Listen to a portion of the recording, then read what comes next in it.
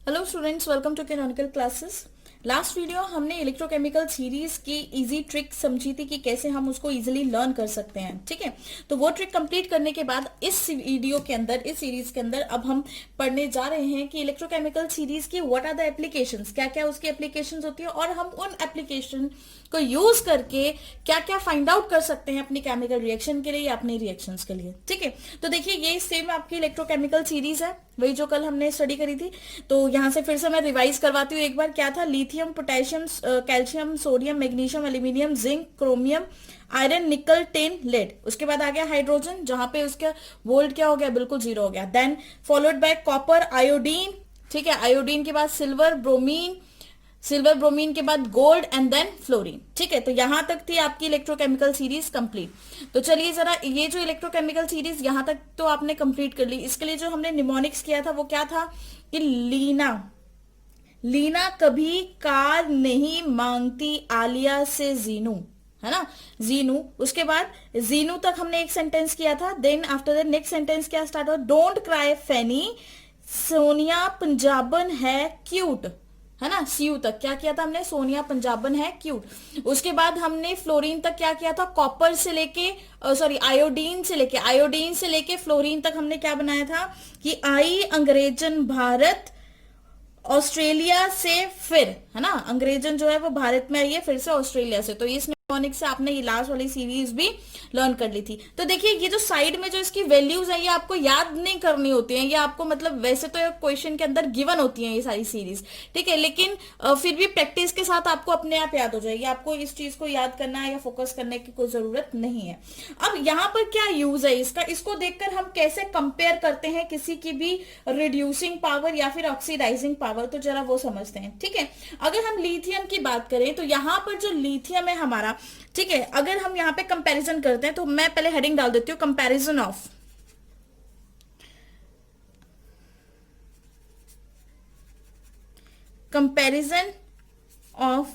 Reducing power, comparison of reducing power and oxidising power.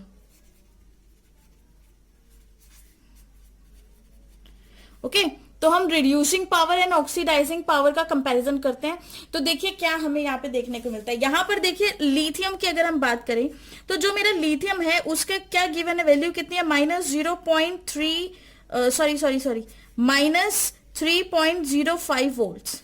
ठीक है, ये आपके पास गिवन है वैल्यू उसकी, है ना। उसी तरह से अगर मैं सोडियम की बात करूं तो जो सोडियम है, सोडियम की वैल्यू कितनी है? -2.73 वोल्ट्स। ये आपके सोडियम की वैल्यू है। और वहीं पे अगर कैल्शियम को भी ले लेते हैं, और एलिमेंट ले लेते हैं कैल्शियम, तो उसकी वैल्यू कितनी गिवन है? -2.87 वोल्ट्स। ठीक है, इतनी वैल्यू गिवन है। तो ये इन सभी को आप क्या बोलोगे कि जिसके साथ आपको नेगेटिव साइन देखने को मिल रहा है, जिनके साथ आपको नेगेटिव साइन देखने को मिल रहा है वो सभी आपके क्या है? Reducing agents. मतलब ये क्या है? आपके रिड्यूसिंग एजेंट्स हैं। ठीक है, जो एक शॉर्ट ट्रिक है आपको समझना कि जिसपे भी आपको नेगेटिव का साइन मिल जाए मतलब वो रिड्यूसिंग एजेंट है। वहीं पे अगर मैं बात करूं इस तरह से, जैसे कॉपर गिवन है आपको +0.34 वोल्ट्स। ठीक है, वहीं पे हम सिल्वर एजी ले लेते हैं, कितना गिवन है? 0.80 वोल्ट्स, है ना। और वहीं पे हम एक कुछ और भी ले लेते हैं, गोल्ड भी ले लेते हैं। चलिए गोल्ड भी ले लीजिए, ले लेते हैं +1.50 वोल्ट्स।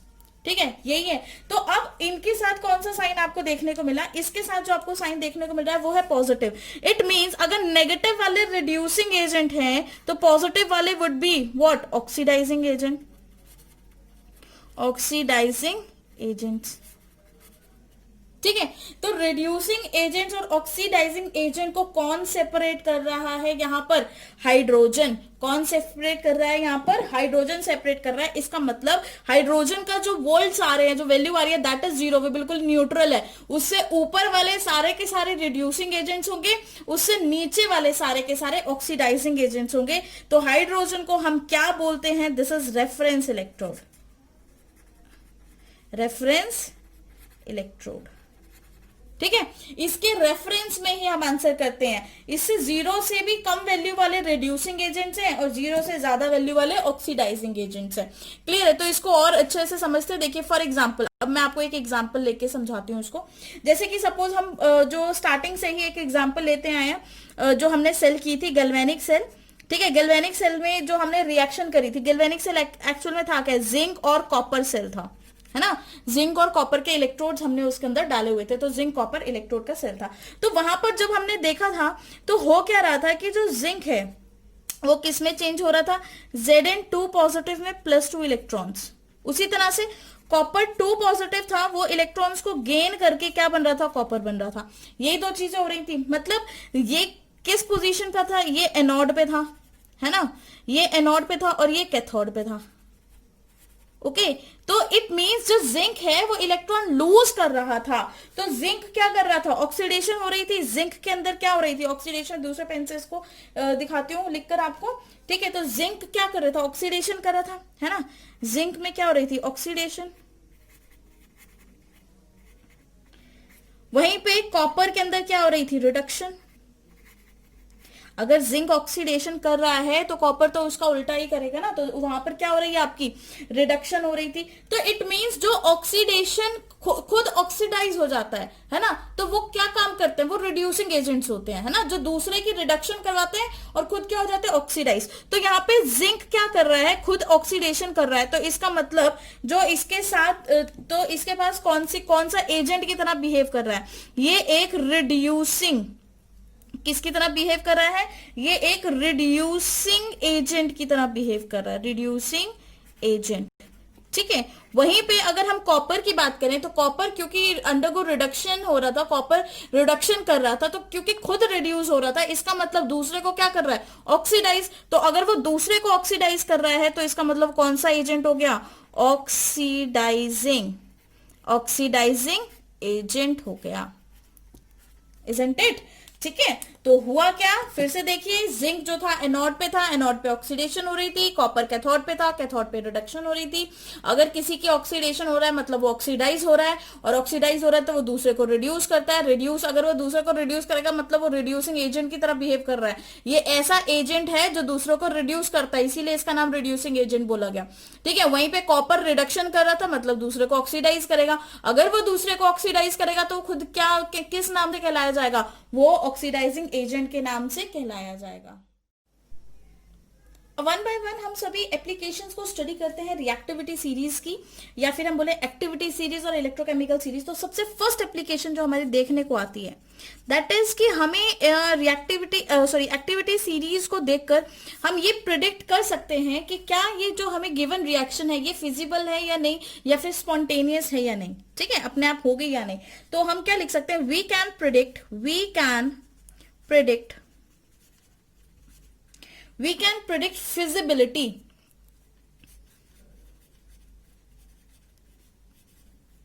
feasibility और spontaneity।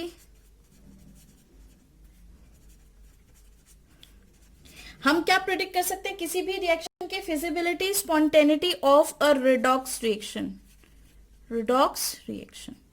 ठीक है, किसी भी रिडॉक्स रिएक्शन की फिजिबिलिटी या स्पॉन्टेनिटी प्रिडिक्ट करने में हमें ये हेल्प करती है। अब देखिए जरा कैसे हेल्प करती है। फॉर एग्जांपल, हम एक एग्जांपल लेकर इसको और अच्छे से अंडरस्टैंड करते हैं। देखिए मेरे पास कोई भी एग्जांपल है, मैंने ले लिया lead plus Cu2 positive gives you Cu plus Pb2 positive. ठीक है, ये आपके पास रिएक्शन है। अब देखना, ध्यान देना जरा, इस रिएक्शन के अंदर यहां पर जो लेड है दैट उसके ऑक्सीडेशन स्टेट 0 है, और यहां पर जो लेड है उसकी ऑक्सीडेशन इज +2। यहां पे कॉपर की ऑक्सीडेशन स्टेट इज +2 और यहां पर जो कॉपर है उसकी ऑक्सीडेशन स्टेट इज 0। तो अब आप देखिए लेड जो है 0 से +2 की तरफ मूव कर रहा है, मतलब increase in oxidation number.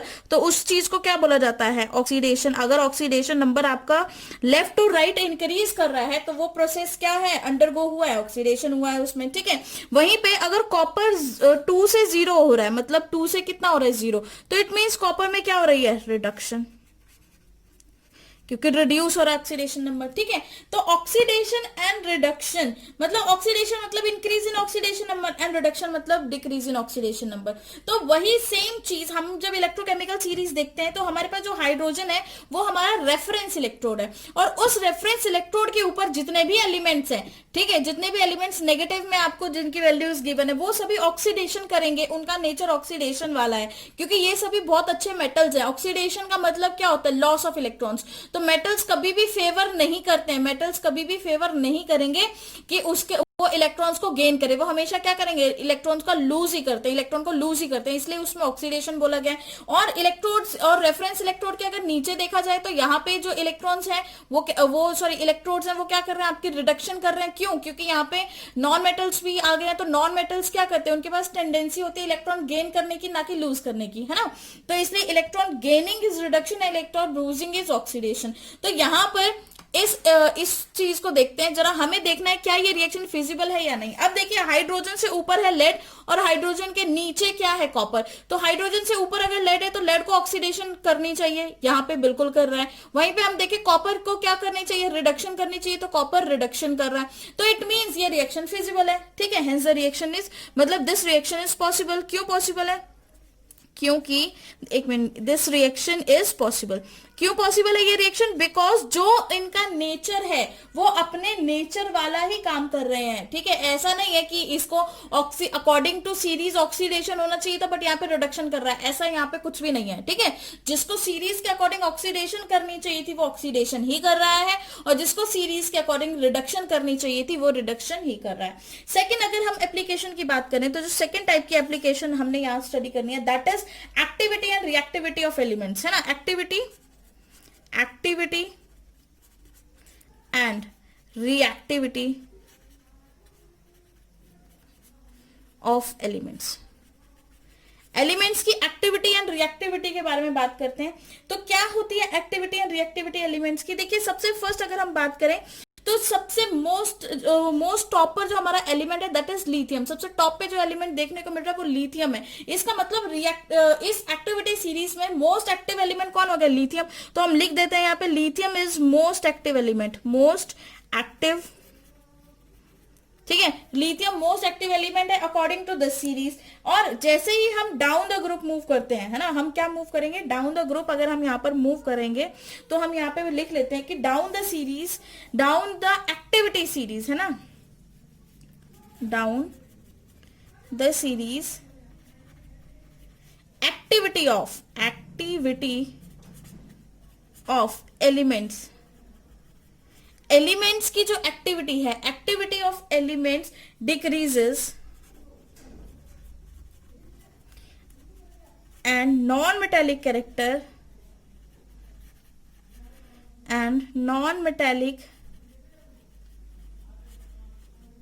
Character increases. और जो नॉन मेटेलिक कैरेक्टर है वो क्या होता है? आपका इंक्रीज होगा, बढ़ेगा, ठीक है। वहीं पे बात करें अगर हम सबसे लास्ट में हमें क्या देखने को मिल रहा है? फ्लोरीन देखने को मिल रहा है। टॉप पे लिथियम था तो सबसे लास्ट में फ्लोरीन है। अगर लिथियम को हमने बोल दिया कि वो मोस्ट एक्टिव मेटल है तो फ्लोरीन क्या हो गया? लीस्ट एक्टिव मेटल हो गया, क्योंकि वो तो बिल्कुल नीचे है सीरीज में, है ना। तो हम इसको ये भी बोल सकते हैं fluorine is least active non metal. Sorry मैंने मेटल बोल दिया, but fluorine is least active non metal यहाँ पर, ठीक है, क्योंकि वो रिडक्शन कर रहा है।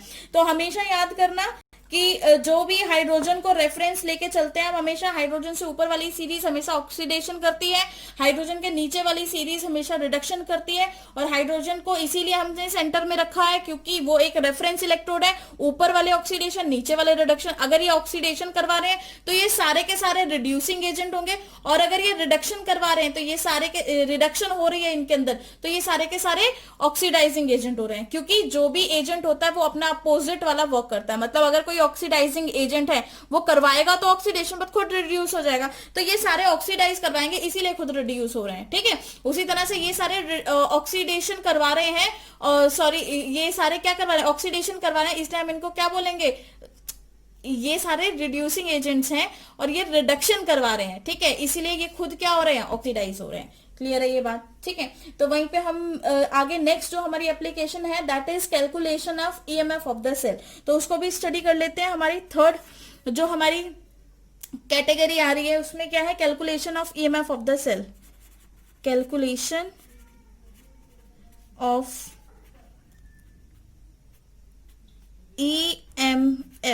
EMF of the cell. ये हमने पहले भी डिटेल में इलेक्ट्रोड पोटेंशियल की जो हमारे पास वीडियो है उसमें हमने ये डिटेल में स्टडी कर रखा है कि ईएमएफ कैसे फाइंड आउट करते हैं, लेकिन फिर भी हम कर लेते हैं। तो देखिए ये क्या होता है, ई नॉट सेल है ना, इसको हम ई नॉट सेल बोलते हैं और इसको किस नाम से जाना जाता है, standard electrode potential.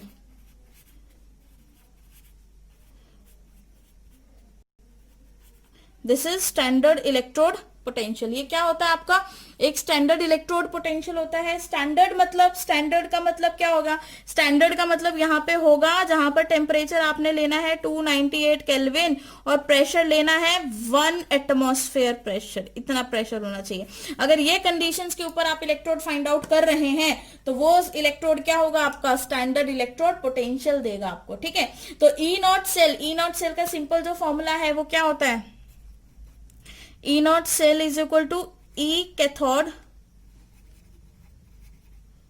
Minus E anode, है ना। कैथोड में से एनोड को माइनस कर देना, ये फॉर्मूला हमने पहले पढ़ा हुआ है। या फिर क्योंकि हम कैथोड को हमेशा राइट हैंड साइड पे लिखते हैं और एनोड को लेफ्ट हैंड साइड पे रखते हैं, तो हम ये भी बोल सकते हैं E right minus E left, है ना। तो इस तरह से कुछ भी कर सकते हैं। तो इस फॉर्मूले में पुट करते हैं जरा हम वैल्यूज। हमारे पास कोई एक देखिए, हमारे पास जो रिएक्शन थी, हमने क्या रिएक्शन ली थी, zinc plus copper two positive give you Zn2 positive plus. Reaction लिख लेते हैं हम एक बार, हमें इजी रहेगा, है ना। Zinc plus Cu2 positive gives you Zn2 positive plus copper, यही आपके पास रिएक्शन है, ठीक है। तो इसमें फिर से अगर हम देखें तो किसमें ऑक्सीडेशन हो रही है, रिडक्शन हो रही है। पहले वो अज्यूम कर लेते हैं, जिंक की ऑक्सीडेशन स्टेट यहाँ पर 0 है और यहाँ पर जाके Zn2 पॉजिटिव में चेंज हो रही है, ठीक है। तो यहाँ पे 0 से Zn2 पॉजिटिव की तरफ मूव कर रहा है, तो मतलब इंक्रीज इन ऑक्सीडेशन स्टेट, तो ये क्या हो जाएगी आपकी, ऑक्सीडेशन हो जाएगी। यहाँ पे क्या हो जाएगी, ऑक्सीडेशन हो जाएगी।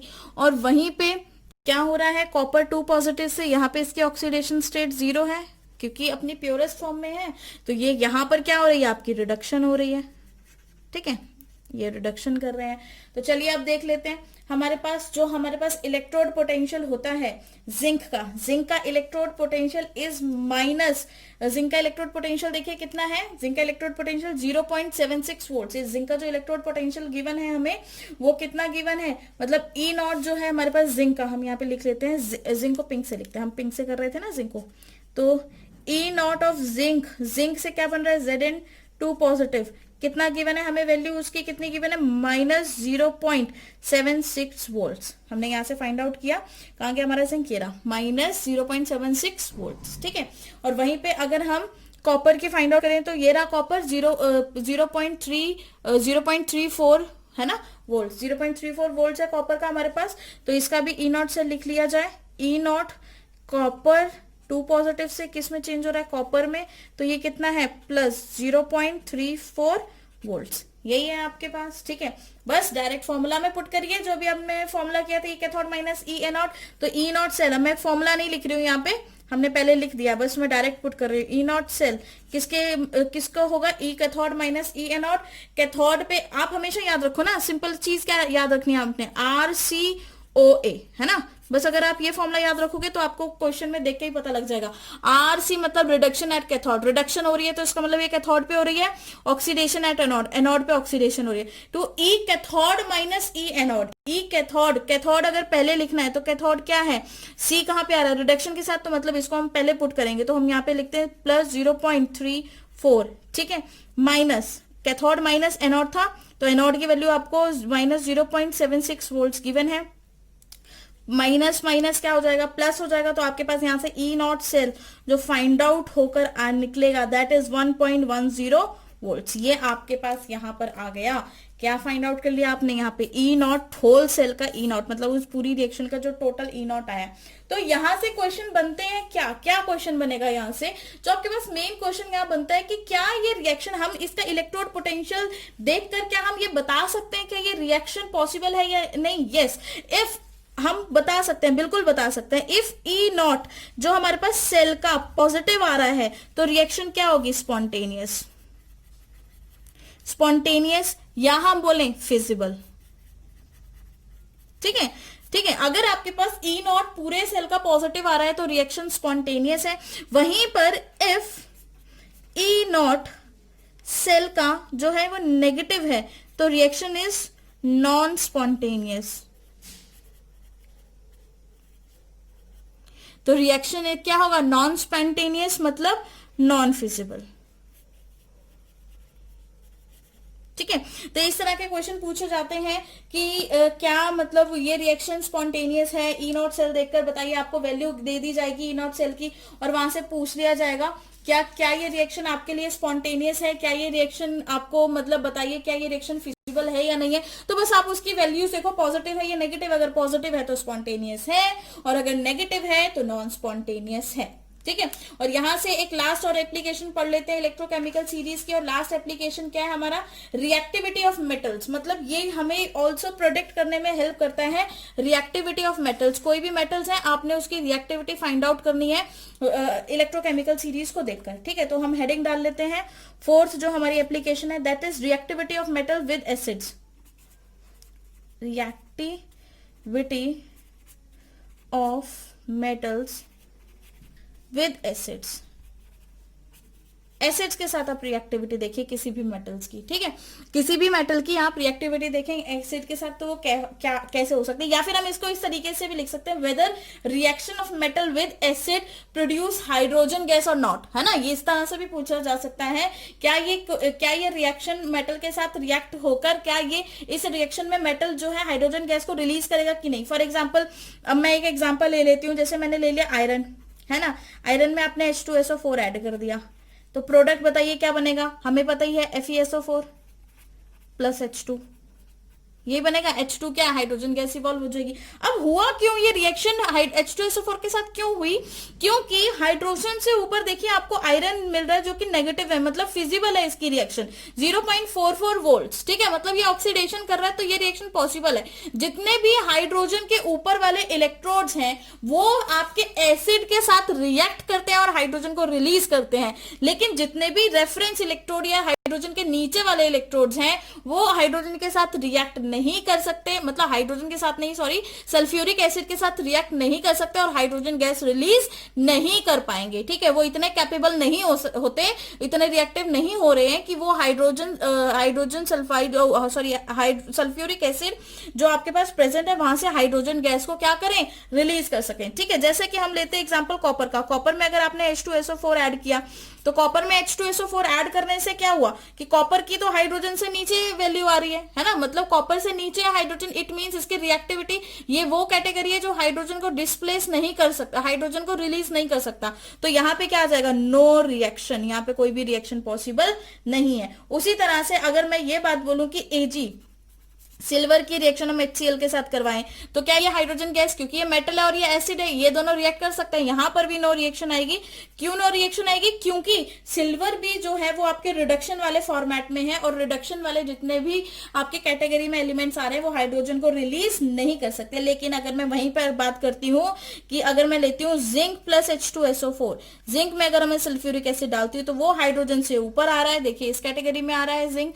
ठीक है, ये रहा जिंक, तो यहां से क्या हो सकती है आपकी रिएक्शन पॉसिबल हो सकती है, क्या बनेगा, ZnSO4 प्लस H2 आपकी रिलीज हो जाएगी। ठीक है, इज दैट क्लियर। तो ये इस तरह से आपने सबकी रिएक्टिविटी देखनी है, सबकी एक्टिविटी देखनी है, किसमें ऑक्सीडेशन हो रही है, कौन सी रिएक्शन फिजिबल है, कौन सा मेटल हाइड्रोजन को रिलीज कर सकता है, कौन ऑक्सीडेशन करेगा, कौन रिडक्शन करेगा। मतलब आपको नंबर ऑफ आयंस गिवन है तो अब आपको देख के पता लग ही जाएगा कि मुझको किसको एनोड में रखना है, किसको कैथोड में रखना है। ठीक है, फॉर एग्जांपल एक जगह आपको टिन दे दिया गया और एक जगह आपको एजी दे दिया, दोनों ही मेटल। जब आप कंफ्यूज हो जाओगे कि इसमें कौन ऑक्सीडाइज करेगा कौन रिड्यूस करेगा, तो आप बस इस रिएक्टिविटी को, सीरीज को याद रखिए।